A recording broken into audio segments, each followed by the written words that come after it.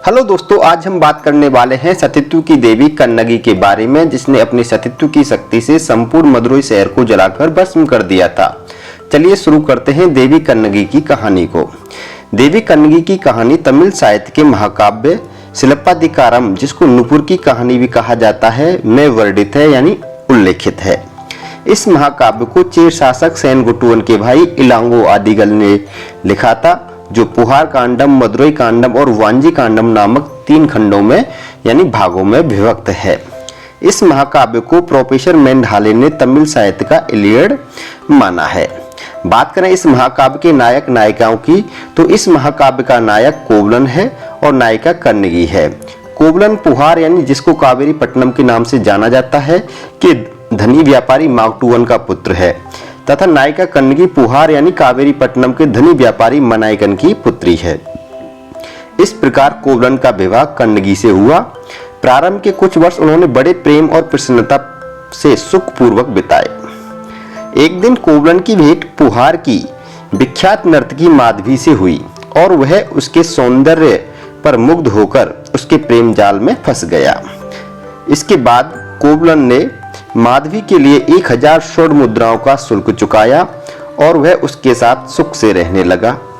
उसकी पत्नी पतिव्रता कन्नगी ने उसे कई बार वापस आने को कहा, किंतु माधवी के मोह जाल में फंसा कोवलन वापस नहीं लौटा।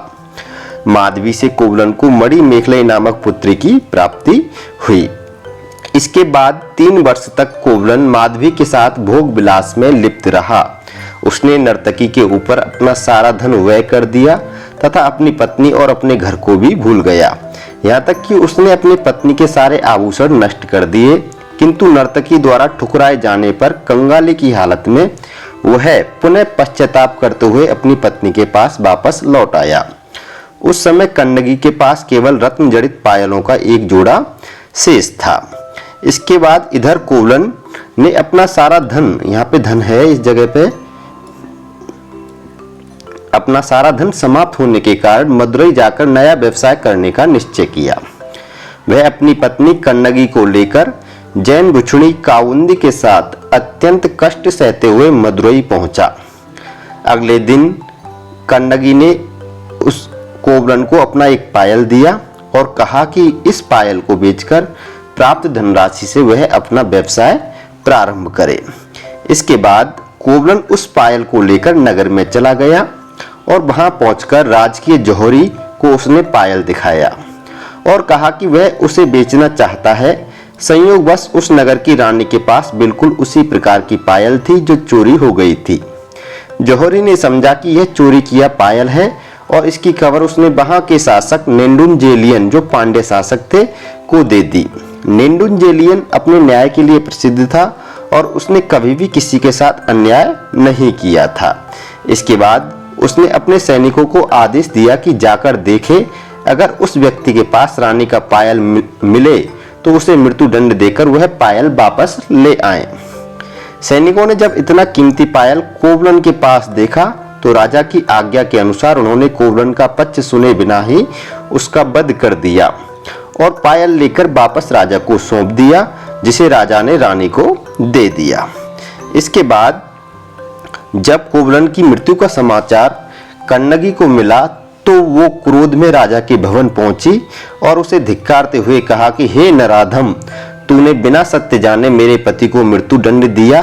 किस आधार पर तू अपने आप को न्यायप्रिय कहता है? इस पर राजा ने कहा कि हे भद्रे, मेरे राज्य में चोरों को मृत्यु दंड देने का ही प्रावधान है।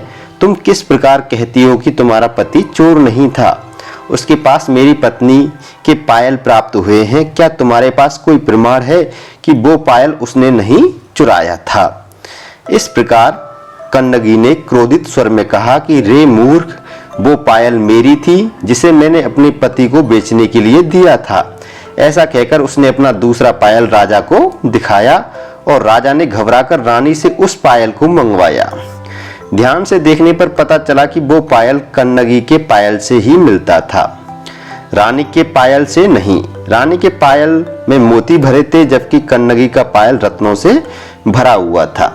राजा को अपनी भूल का पता चला और मारे शर्म के दुख के उसने कन्नगी के समक्ष ही आत्महत्या कर ली।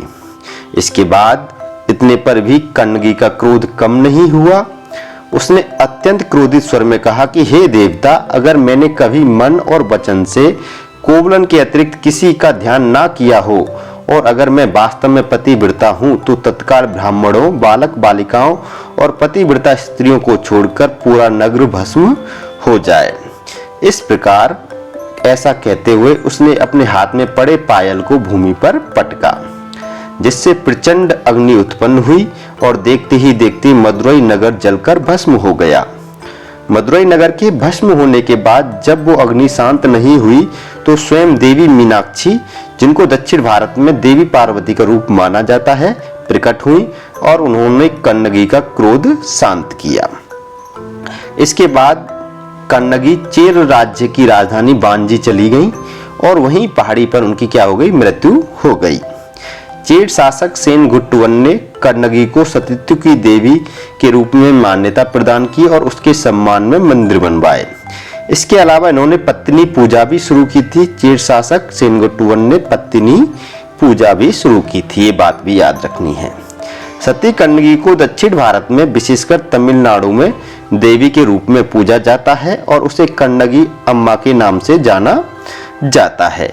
इसके अलावा पुहार और मदुरई में इनकी गणना देवी मीनाक्षी के अवतार के रूप में भी की जाती है। यही नहीं, श्रीलंका में भी इनकी बड़ी मान्यता है। ये कथा पतिव्रता स्त्री के सतीत्व के बल को प्रदर्शित करती है। सती अनुसुईया के समान ही देवी कन्नगी चिरकाल तक पूज्य रहेंगी। ये थी दोस्तों देवी कन्नगी की कहानी। कैसे लगी, मैं आशा करता हूँ आपको कहानी पसंद आई होगी।